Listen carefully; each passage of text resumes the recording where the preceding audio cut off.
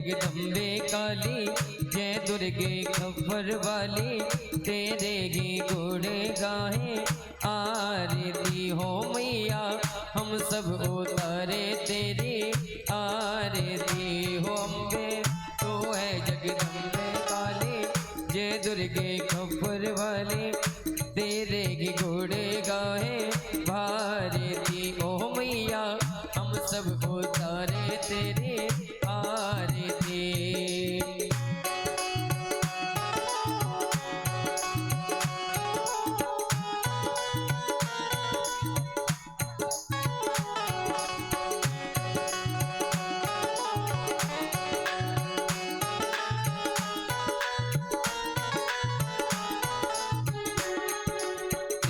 भक्त जनों पे मैया भीड़ पड़ी है भारी, मैया भीड़ पड़ी है भारी।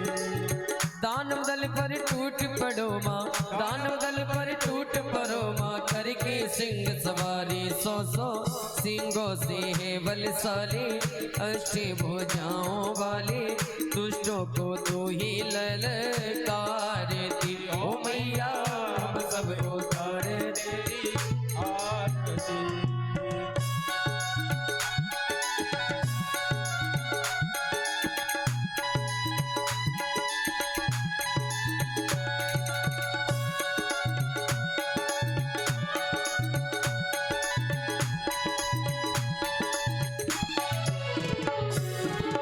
बेटे का है इस जग में बड़ा ही निर्मल नाता, पूत का पुत सुनिए परना, पूत का पुत सुनिए परना, माता सुनी कुमाता, सब पे करुणा दर्शाने वाली, अमृत बरसाने वाली, दुखियों के दुख देने वाली हो मैया, हम सब उतारे तेरी आरती।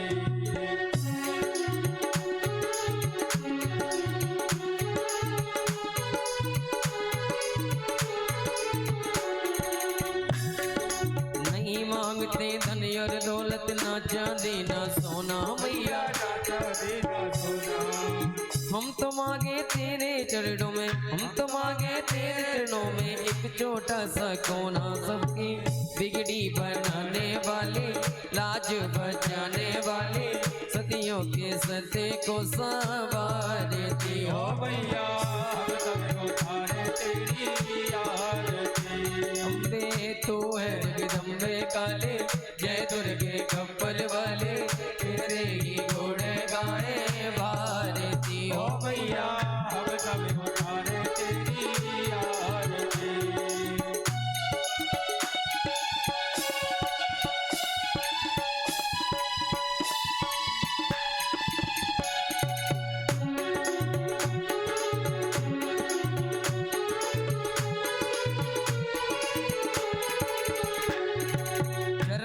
में खड़े तुम्हारी ले पूजा की थाली मैया, ले पूजा की थाली, परिहस्त्र सर पर रख दो माँ, परिहस्त्र सर पर रख दो माँ, संकट हरने वाली मैया, परिंदों की रत्ने प्याली, अष्ट भुजाओं वाली, भक्तों के कारज तू संवारती हो मैया, हम सब उतारे तेरी आरती।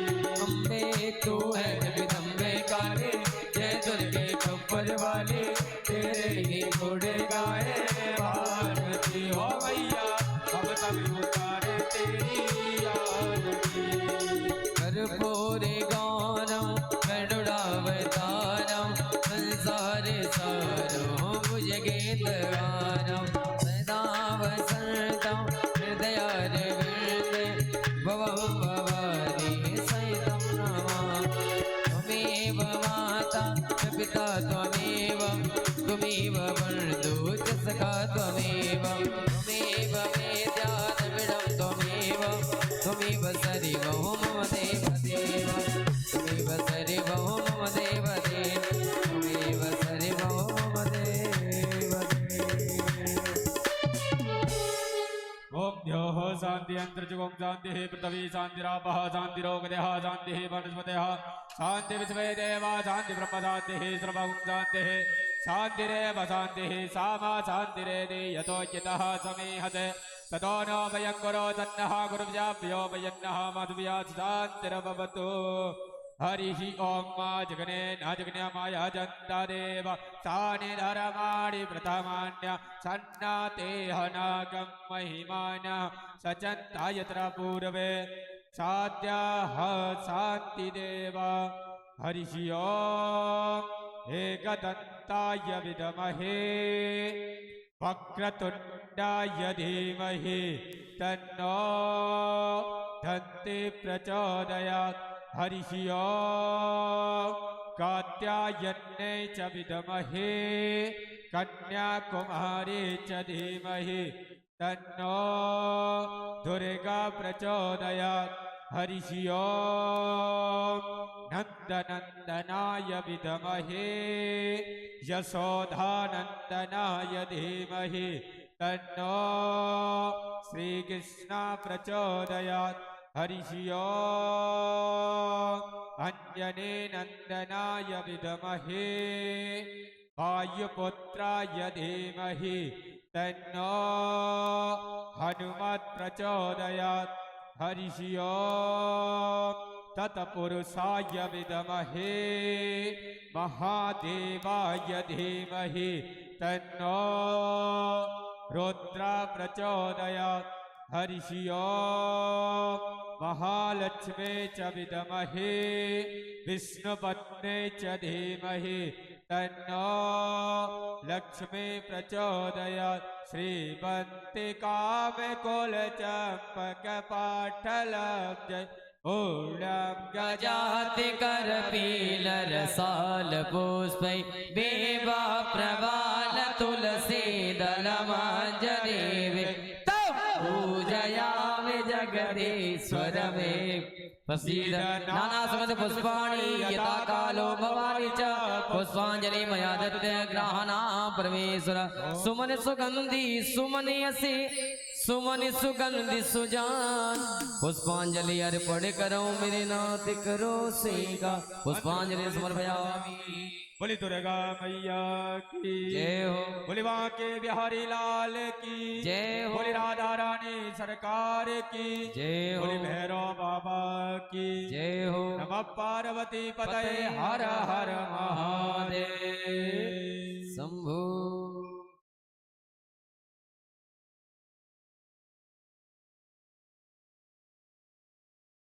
जय श्री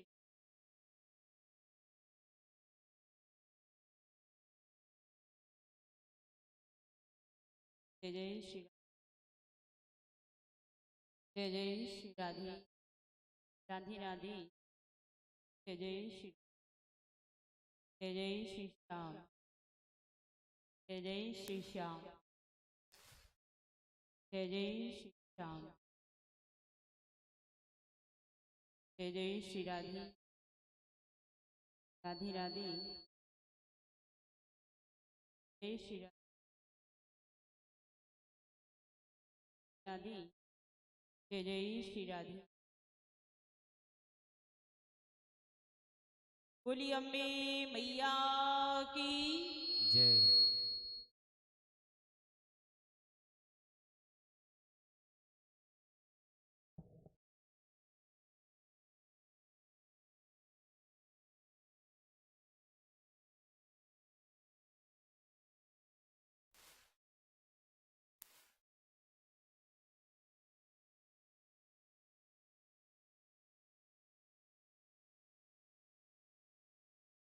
जय जय श्री राधे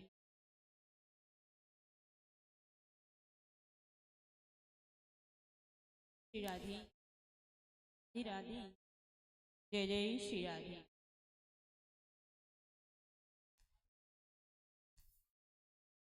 जय जय श्री राधे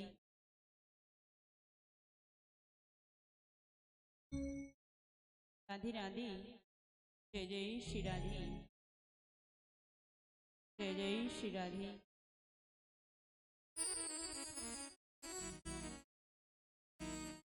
बोलिए वृंदावन बिहारी लाल की जय।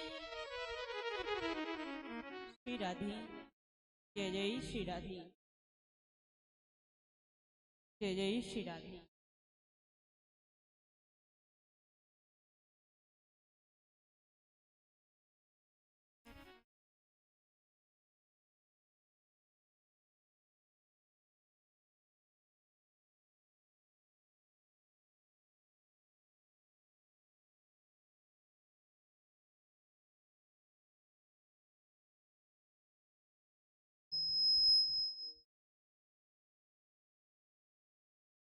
राधे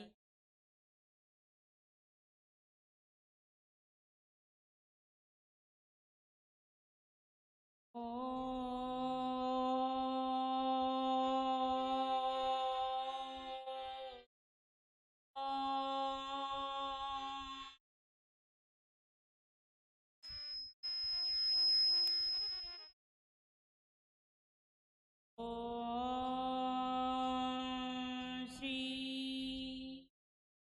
महासरस्वती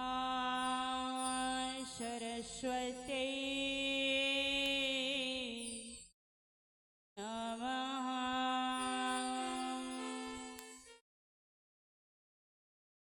ॐ श्री गणेशाय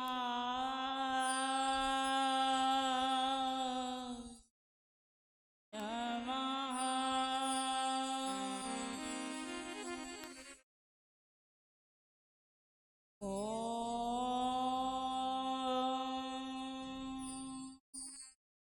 श्री गुरुचरण कमलेभ्यो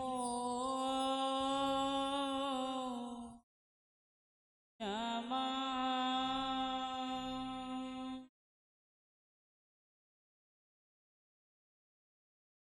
वक्रतुंड महाकाय कोटि सूर्य समप्रभा निर्विघ्नं कुरु मे देव सर्वकार्येषु सर्वदा।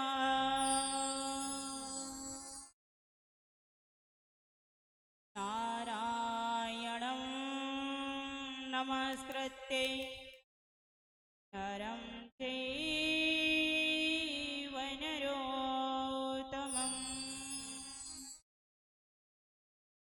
देवीं सरस्वतीं व्यासं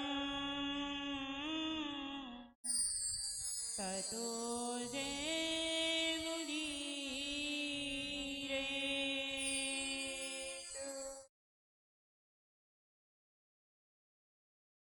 वंशी विभूषितकरा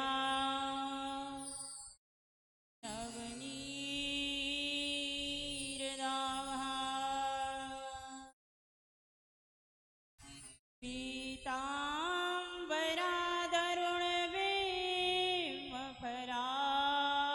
पीताम्बराधरुणवेमफलाधरोष्टा पूर्णेन्दुसुन्दरमुखा सरविन्दनेत्रा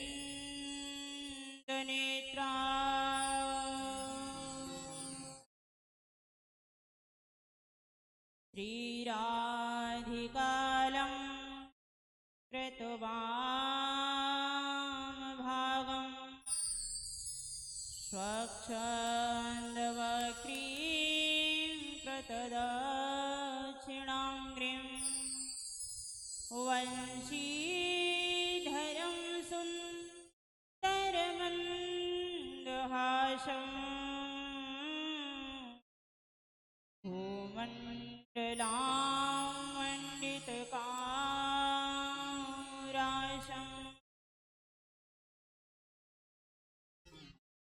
सर्वमङ्गलमाङ्गल्ये शिवे सर्वार्थिकसाधिके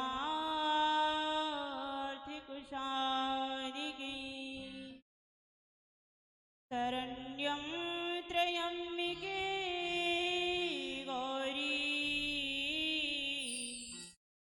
नारायणी नमोऽस्तुते।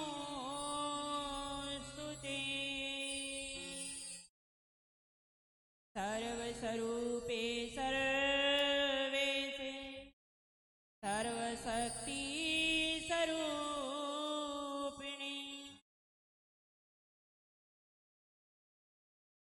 अतुलित बलधामं हेमशैलाबुदेहं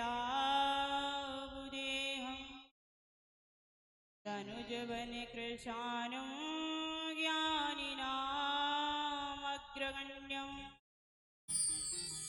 सकल गुण निधानं कारणानामधीशं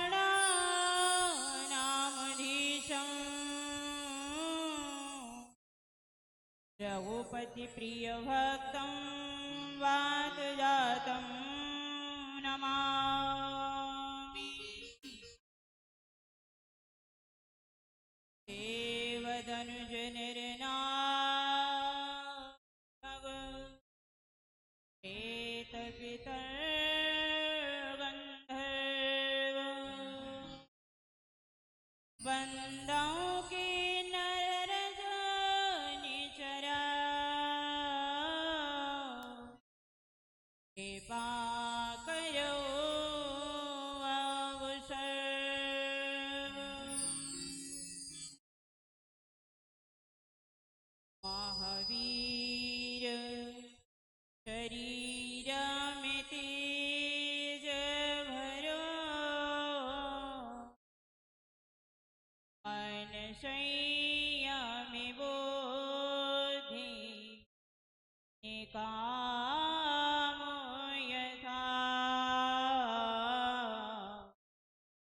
तिरुभे विचरूं भूमंडल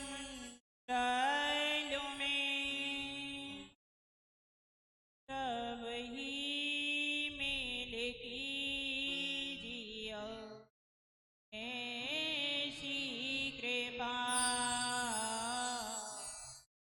ऐसी कृपा।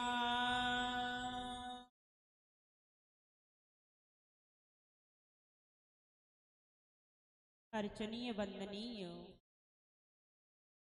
प्रातस्मरणीय भवरोग्य वैद्य साक्षात करुणा की मूर्ति श्री सद्गुरुदेव भगवान के पावन युगल चरण कमलों में नतमस्तक होते हुए जगत जननी जगदम्बा माँ भवानी के युगल चरण कमलों में पुनः पुनः प्रणाम करते हुए श्री हनुमान जी महाराज को अनंत कोटि बार प्रणाम करते हुए बाबा भैरवनाथ के चरणों में कोटि कोटि नमन एवं यहाँ पर जितने भी देवी देवता हैं सभी को प्रणाम करते हुए अंतरिक्ष में व्यापक अनंत शक्तियां सभी को प्रणाम करते हुए कथा के रसिक इस मंदिर प्रांगण में यत्र तत्र विराजमान है सभी को प्रणाम करते हुए हमारे सामने विराजमान हमारे सभी बाबा ताऊ चाचा भाई एवं हमारी माताएं बहनें तो कोई दिखाई नहीं दे रही हैं, इसलिए सभी को हमारा राधे राधे।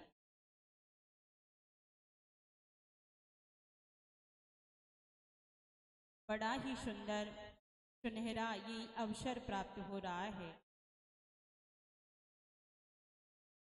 क्योंकि हर किसी के सौभाग्य में देवी भागवत महापुराण होती। भागवत कथाएं तो बहुत चलती हैं लेकिन देवी भागवत महापुराण परम सौभाग्य का विषय है, आपको सुनने का और हमको कहने का, दोनों को ऐसा सुंदर अवसर प्राप्त हुआ है तो हम सब धन्य होंगे। यहाँ पर माँ भगवती जगत जननी जगदम्बा माँ भवानी की असीम अनुकंपा से, उनकी ही कृपा से, उनके आशीर्वाद से ही ऐसा अवसर आज हमारे जीवन में आ पाया है।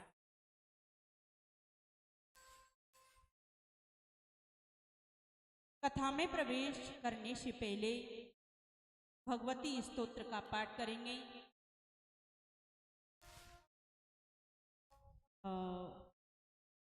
आप तो आंख बंद करके और माँ भगवती का ध्यान करेंगे, ठीक है।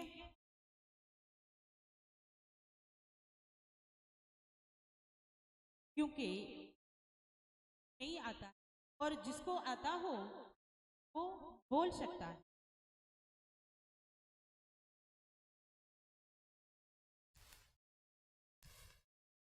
जय भगवती देवी नमो वरदे, जय पाप विनाशिनी वो फल दे। जय भगवती देवी नमो वरदे, जय पाप विनाशिनी वो फल दे। जय पाप विनाशिनी बहु फल दे।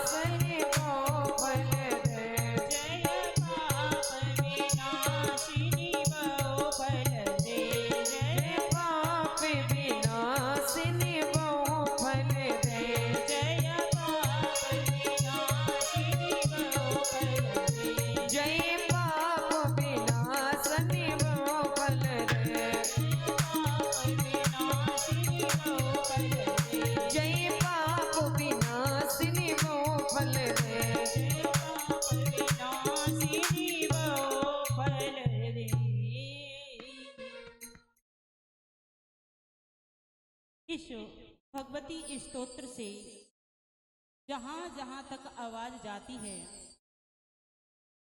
जय भगवती देवी नमो वरदे, जय पाप विनाशिनी बहुफल दे। जहां जहां तक आवाज जाती है उस वातावरण को भगवती मय कर देता है ये स्तोत्र। इस स्तोत्र की अपार महिमा है। जो व्यक्ति नित्य प्रति इसका पाठ करता है उसके सामने साक्षात भगवती दुर्गा प्रकट होकर के, और ये नहीं कि शरीर में आकर के हिलने लग जाते हों, ऐसा नहीं है, सामने आकर के बात करती है। जैसे माँ अपने बच्चों से प्यार करती है ठीक इसी प्रकार से, लेकिन कोई श्रद्धा भाव से करे। ऐसे कितने देखने के लिए और सुनने के लिए परिणाम मिलते हैं। आप भी कोई करना चाहे तो कर सकते हैं। माँ भगवती का दर्शन करना चाहते हैं ना, तो अवश्य करें। बोलिए जगत जननी जगदम्बा की, हनुमान जी महाराज की। नवरात्रियों का सबका व्रत है, सबका है। एक मैया कह रही हाँ मेरा है, आप में तो किसी का नहीं है ना? बताओ, बोल नहीं रहे हैं। कलश यात्रा में तो खूब चिल्ला रहे थे। बोलिए भैरव बाबा की। हाँ, तुम तो धक्का वाले, जब तक सुनेंगे नहीं तब तक नहीं बोलेंगे। आइए माँ भगवती की इस कथा रूपी अमृत का हम पान करते हैं। जीवन धन्य हो जाता है जो माँ के गुणगानों को सुनता है, क्योंकि दुनिया में बहुत ग्रंथ हैं, ग्रंथों की कोई कमी नहीं है और सुनाने वाले भी बहुत हैं, लेकिन माँ और उसकी महिमा। वेद व्यास जी महाराज ने इस देवी भागवत महापुराण का वर्णन किया है, लेकिन फिर भी कहते हैं कि मैं इतना प्रयास कर रहा था कि जितना हो सके उतना मैं इस महिमा को अच्छे तरीके से और श्रवण कराऊं। लेकिन माँ की महिमा को कितना भी गाओ फिर भी कम पड़ जाती है, क्योंकि माँ तो अपार शक्ति, वो जगत जननी जगदम्बा है, जगत की जननी है। कभी भी ऐसा नहीं है कि अपने बच्चों से माँ रुष्ट होती हो, ऐसा कभी भी के लिए थोड़ी सी चनौरी चढ़ाई और एक माला चढ़ा दी, नारियल गोला श्रद्धा अनुसार चढ़ा दिया और बस खुश हो गई। ऐसा देवता तो बहुत ही कम मिलेगा इस संसार में।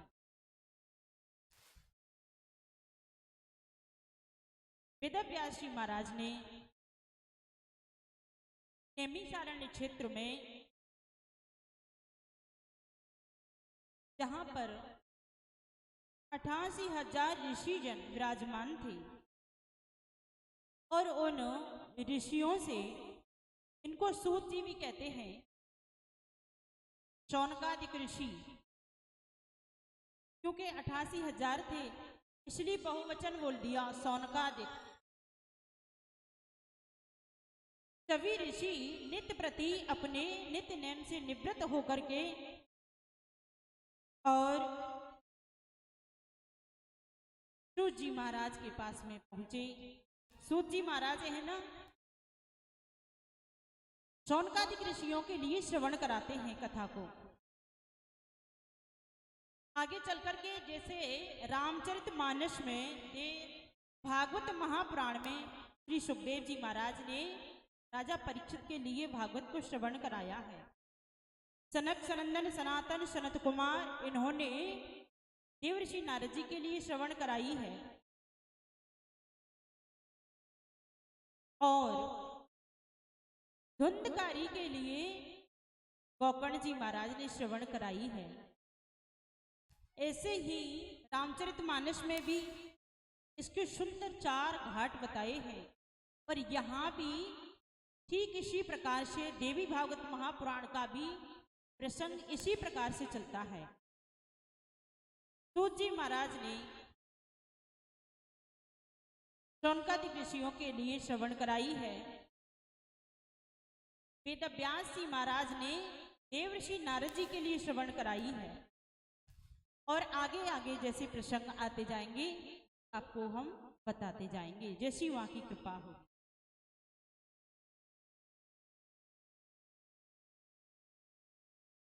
मां भगवती के चरणों की धूलि को जो अपने मस्तिष्क पर धारण करता है, उनका जीवन धन्य हो जाता है। उनकी शक्ति से जीव मात्र में चेतना आती है। उनकी ही सत्ता से ब्रह्मा विष्णु महेश तीनों देवता भी सृष्टि करते हैं, पालन करते हैं और संहार भी कर देते हैं। जो माँ 3 है, ज्यादातर से तो 3 शक्तियों का वर्णन किया है, महाकाली, महालक्ष्मी और महासरस्वती। जो माँ काली है वो संहार कर देती है, और माँ लक्ष्मी है वो पालन करती है। इस प्रकार से तीनों देवियां हैं, तमोगुण, रजोगुण और शतोगुण। ये तीनों गुणों के ही प्रतीक हैं तीनों देवियां। जैसे ब्रह्मा विष्णु महेश देवता भी उनकी सत्ता से काम करते हैं। जैसे ट्रांसफॉर्म से बिजली आती है, और यहाँ अनेक यंत्र हैं, वो सब उनकी ही कृपा से चल रहे हैं। इसकी से पता है, बिजली महारानी की। अगर लाइट ना होगी ना तो सारे यंत्र रखे रह जाएंगे। ठीक इसी प्रकार से मां भगवती की कृपा से ही इस सृष्टि का संचाल होता है, पालन होता है और संहार भी हो जाता है समय समय पर। ये क्या है? सच्चिदानंद स्वरूपिणी।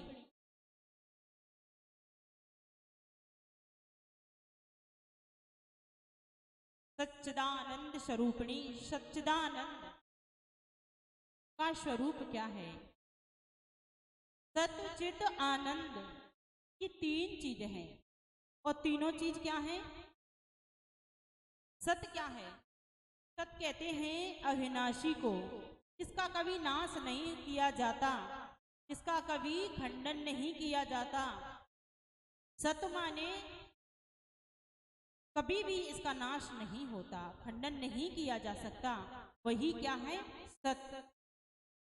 चित प्रकाश स्वरूपिणी है, प्रकाश की अधिष्ठात्री देवी स्वयं प्रकाश स्वरूप है। और चित,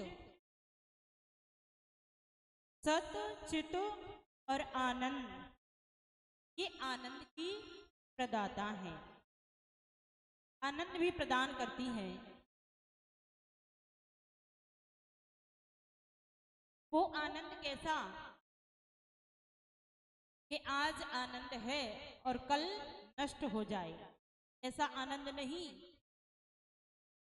अखंड उस आनंद रूपी सरोवर में गोता लगाते रहे, वो आनंद।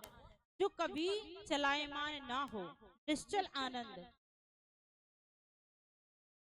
ये है आनंद। आनंद भी कई प्रकार के होते हैं, लेकिन जो आनंद, वास्तविक आनंद तो वही है, अखंड बना रहे, अविरल बना रहे, कभी चलायमान ना हो, उसको आनंद।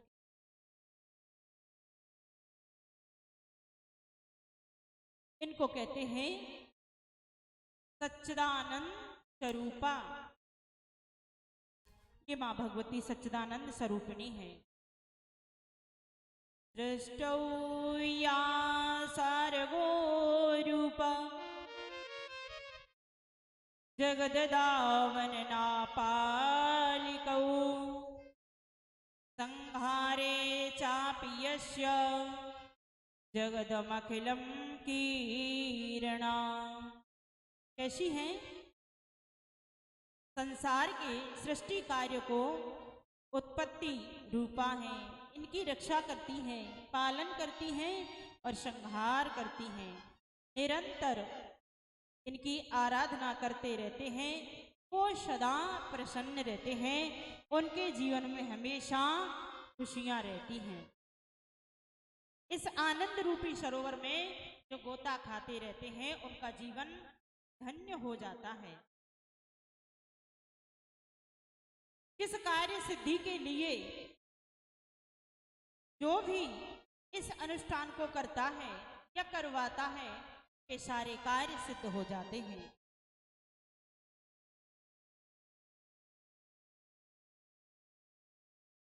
श्री सूत जी महाराज ने कहा, उन 88,000 ऋषियों से बोले, तुम इस देवी भागवत महापुराण की कथा को श्रवण करो। उनको बड़ी प्रसन्नता हुई और कहा, बोले प्रभु आप कृपा करके इस दिव्य पावन कथा को हमें भी श्रवण कराओ, क्योंकि हमें तो पता नहीं है, लेकिन आप तो शास्त्रों के ज्ञाता हैं, अच्छी तरह से आप जानते हैं, तो आप ऐसी कृपा हमारे ऊपर करो। श्री सूत जी महाराज ने कहा, बोले अवश्य ही ये आपको प्रसाद मिलेगा। तो देवी भागवत महापुराण के जो महात्म की कथा है, उसके लिए श्री सूत जी महाराज ने कहा कि एक बार वसुदेव जी महाराज को भगवान श्री कृष्ण की प्राप्ति हुई। बोले प्राप्ति हुई? बोले हाँ। बोले वो तो उनके पास में थे ही। बोले नहीं, हुए पुत्र की प्राप्ति की। बोले भगवान कब हो गए थे? जो सौनकादिक ऋषि हैं वो कह रहे हैं भगवान कब खो गए थे? तब कहा, बोले मैं इस कथा को आप लोगों को श्रवण कराता हूं। बोले प्रभु अवश्य ही ऐसी कृपा करो जो हमें श्रवण कराएं। नित्य नेम से निवृत्त होकर के और सौनकादिक ऋषि नैमिषारण्य क्षेत्र में विराजमान हुए। उसी समय श्री सूत जी महाराज ने उनको प्रसंग श्रवण कराया है। वसुदेव जी के खोए हुए पुत्र की प्राप्ति की इस महात्म की कथा को श्रवण करने मात्र से। बोले एक बार क्या हुआ था कि भोज वंश में उत्पन्न हुआ था राजा सत्राजीत, और उस सत्राजीत ने भगवान सूर्य नारायण की तपस्या की। भगवान सूर्य नारायण उनसे प्रसन्न हुए और प्रसन्न होकर के कहा, बोले आप मांग लो क्या चाहिए? तब कहा, बोले अगर देना चाहते हैं ना प्रभु तो कृपा करो मुझे कुछ ऐसी वस्तु दे दो जो मैं अपने पास उसको रख सकूं। बोले ऐसी क्या वस्तु है? बोले मैं अपने पास रखूं और कहूं कि कहते हैं ना बहुत से लोग, ये चीज हमें वहां मिली थी, ये तो मेरी बड़ी बढ़िया चीज है, निशानी है, इसको नहीं खो सकते। बोले ठीक है, ऐसी ही वस्तु आपको हम प्रदान करेंगे। तो क्या वस्तु दी है? सूर्य नारायण ने इस मणि का नाम है स्मंतक मणि। उस स्मंतक मणि को लेकर के और राजा सत्राजीत को दे दी। सत्राजीत ने उस मणि को पाकर के और बड़े प्रसन्न हो गए। कहा अब मैंने जो भगवान सूर्य नारायण का तप किया था, तपस्या की थी, उसका फल मुझे प्राप्त हो गया, तो मैं धन्य हो गया। बड़े प्रसन्न हो गए क्योंकि सूर्य नारायण ने दी थी और सूर्य के जैसे ही आकृति थी, उनका बहुत तेज था। उस तेज को देखता जो व्यक्ति तो समझता मानो सूर्य नारायण भगवान ही कहीं उतर के और इस मृत्यु लोक में तो नहीं आ गए, ऐसा लगता था।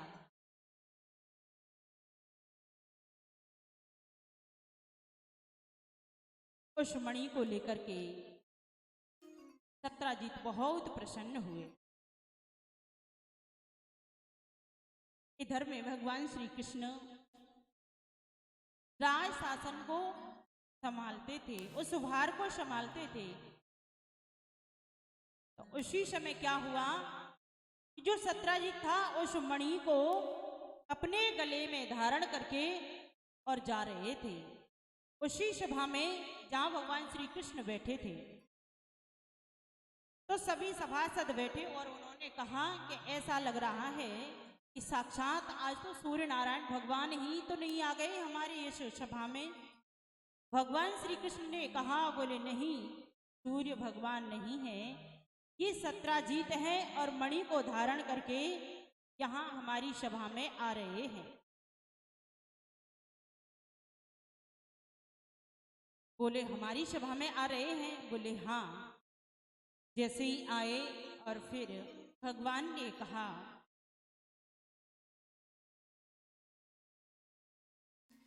बोले सत्राजीत, ये तुम्हारे पास मणि है, किसी काम की नहीं है, इस मणि को तो राज खजाने में जमा करा दो तो अच्छा रहेगा, क्योंकि राज्य में इसको जमा कराएंगे तो प्रजा का भला होगा, प्रजा का कल्याण होगा। कभी कभी अनावश्यक ओलावृष्टि हो जाती है, जल की वृष्टि हो जाती है, तो फिर कुछ नहीं रहता। इसलिए इस मणि के सहारे से सबका पेट पालन होता रहेगा। बोले नहीं, मैंने तप किया है, मैंने इस मणि को प्राप्त किया है और मैं आपको घर बैठे इस मणि को दे दूं, ऐसा तो नहीं हो सकता। बोले जैसी तुम्हारी इच्छा। और उस मणि को लेकर के सत्राजीत चले गए। तो उनका छोटा भाई था जिसका नाम था प्रसेन। वो प्रसेन उस मणि को धारण करके और कहाँ गए? जंगल में शिकार खेलने के लिए। जंगल में शिकार खेलने के लिए उस मणि को धारण करके गए और जैसे ही आगे से एक हिंसक जंतु जिसको भालू कहते हैं, उसने प्रसेन को मार दिया। और कहते हैं ना कि बंदर क्या जाने अदरक का स्वाद, वो चमक रही थी मणि और उसको ले जा करके अपने गुफा में रख लिया, अपने बच्चों का खिलौना बना दिया। उसका प्रकाश हो रहा था। बोले ये अच्छा हमारे बच्चों के लिए खिलौना बन गया। प्रसेन को वहीं मार दिया। जिस घोड़े पर सवार थे प्रसेन, उसको भी मार दिया। धीरे धीरे करके ये सूचना भगवान श्री कृष्ण तक पहुंची और कहा, बोले प्रभु आपने कुछ ऐसा किया है। बोले क्या? मुझे तो पता भी नहीं है। बोले आपने सत्राजीत की मणि को चुराया है और चुराने की बात तो हम कह रहे हैं, लेकिन आपके बारे में ऐसी ऐसी बातें बन रही हैं कि प्रसेन को मार दिया और मणि को श्री कृष्ण ने चुरा लिया। भगवान ने कहा, रे भगवान, ये झूठा कलंक मुझे लग रहा है। प्रभु अब क्या करूं? जो भगवान श्री कृष्ण कह रहे हैं कि मैं अब क्या करूं, मुझे तो झूठा मिथ्या कलंक लगा है।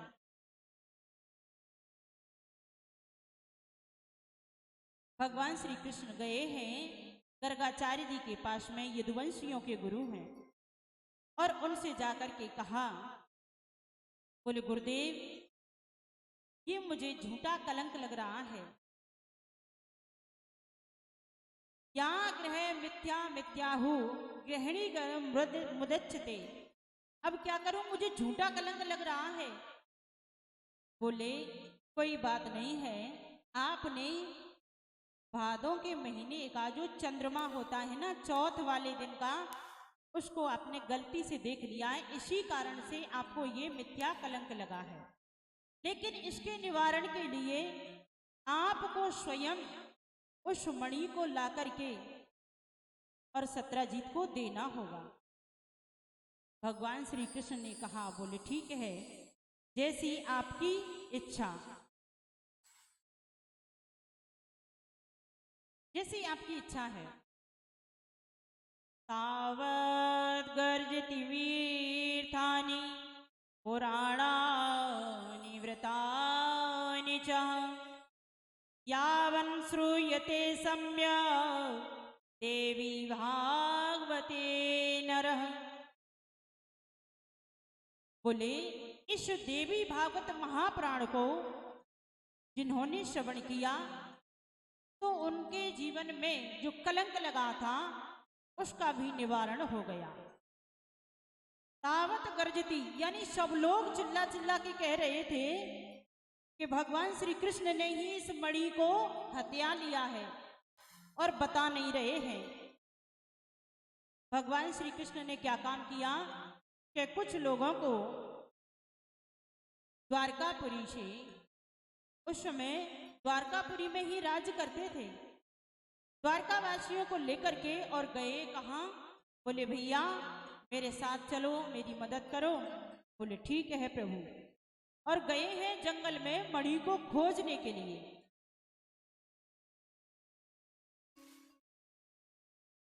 मणि को खोजने के लिए जंगल में प्रवेश किया तो जिस घोड़े पर प्रसेनजित सवार होकर गए थे वो घोड़ा मरा पड़ा है, और कहा, बोले यहीं कहीं प्रसेन होगा। तो वहां से देखा जो जावंत जी थे, उनके पैरों के निशान बने थे, उनका अनुसरण करते हुए कुछ रक्त की बूंद पड़ी थी, और उनको खोजते खोजते पहुंच गए कहाँ? जहां पर जावंत जी की गुफा थी। घोड़ा भी पड़ा था, कुछ दूरी पर देखा तो प्रसेनजित भी मरा पड़ा है। उसके जो शरीर से रक्त बह रहा था, और जिस मणि को लेकर के गए थे वो रक्त में लथपथ हो रही थी, और रक्त रंजित उस मणि को लेके गए थे तो उसकी रक्त की बूंदें गिरती गईं। गांव में आज भी लोग कहते हैं ना, क्या कहते हैं उसको? खोज लगाना, खोज लगाने जा रहे हैं।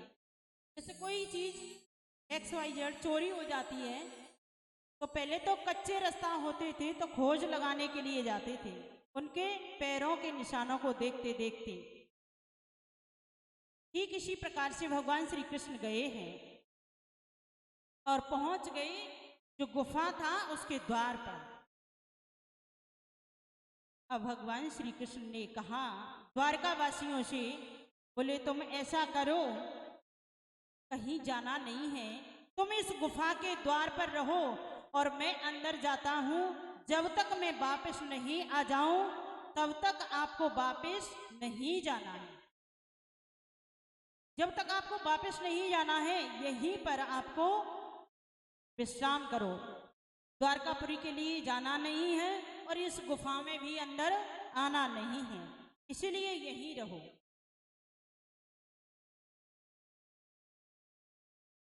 सिंह प्रसेन ववीत सिंहो जावंतं हतयाशुनः। कहा? बोले जावंत, तुमने प्रसेनजित को मारा है। जावंत ने कहा, बोले तुम कौन हो जो प्रसेनजित के बारे में पूछ रहे हो, और क्यों मेरे यहाँ आए हो? जब अंदर और प्रवेश किया गुफा में, तो जो बच्चों का झूला होता है ना पालना, उसमें वो मणि लटकी हुई थी। खिलौना बना रखा था उन्होंने। तो भगवान श्री कृष्ण ने कहा, बोले तुमने तो इस प्रसेन की मणि को लेकर के यहाँ बैठे हैं, लेकिन मेरे पे कलंक लगा है, मुझे इस मणि को दे दो। बोले आप मणि लेने के लिए आए हैं, ऐसे तो मणि नहीं मिलेगी। मणि लेना चाहते हो तो मेरे से युद्ध करो। पहले मेरे से युद्ध करना होगा, उसके पश्चात आप इस मणि को ले जा सकते हैं। बोले ठीक है। भगवान श्री कृष्ण से और युद्ध हुआ जावंत जी से। 21 दिन तक युद्ध चलता रहा है उस गुफा के अंदर।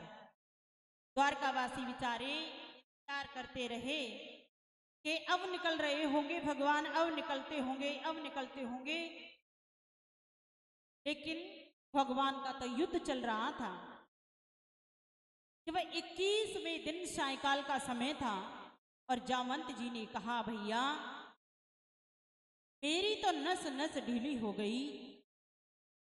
मैंने राक्षसों से युद्ध किया था, उन्होंने भी मुझे परास्त नहीं किया, लेकिन अब मैं क्या करूं? अब तो मेरे बस की बात नहीं रही है। बोले आप से प्रार्थना है प्रभु, आप कहीं त्रेता युग के भगवान श्री राम तो नहीं आ गए? मुझे लग रहा है मेरे आराध्य देव ही साक्षात यहाँ पर प्रकट हुए हैं।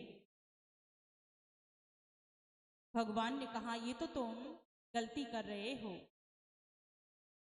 मैं वो त्रेता युग का राम नहीं हूं। बोले फिर भी तो बताओ तो सही, आप कौन हो? जब ज्यादा आग्रह किया जावंत जी ने, तो भगवान श्री कृष्ण ने कहा, बोले वो त्रेता युग था, उस समय में राम अवतार में था। अब ये द्वापर युग है, तो इसमें मैं कृष्ण अवतार में हूं।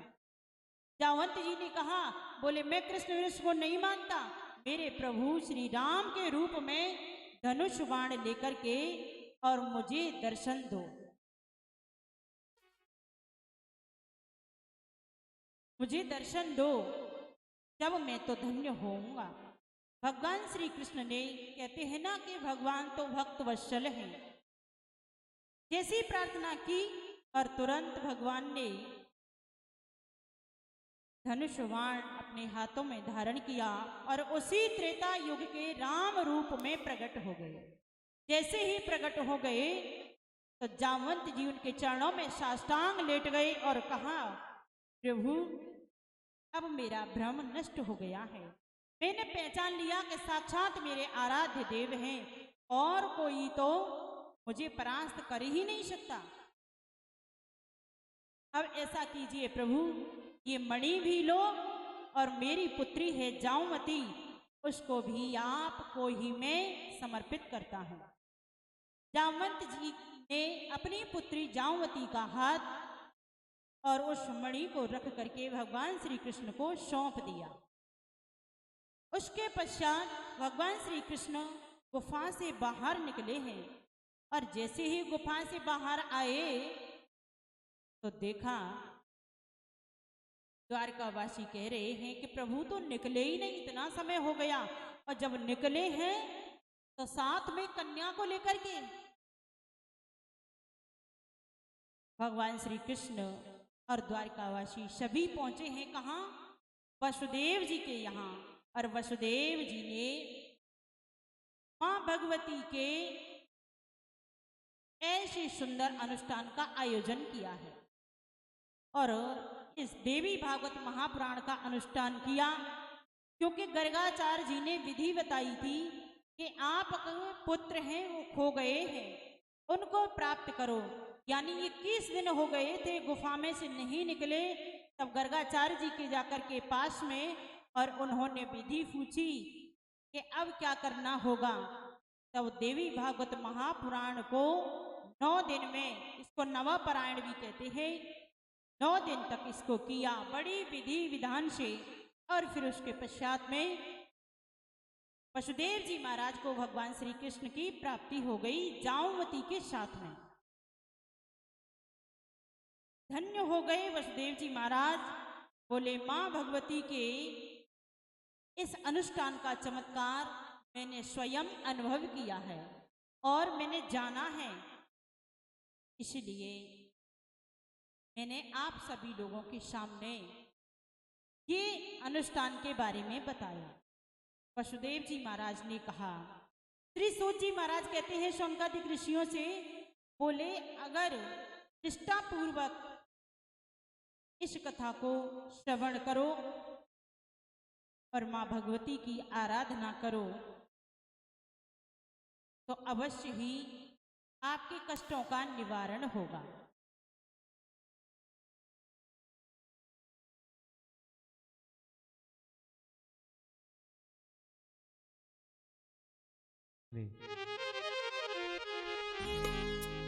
हो तेरा दर तो हकीकतों में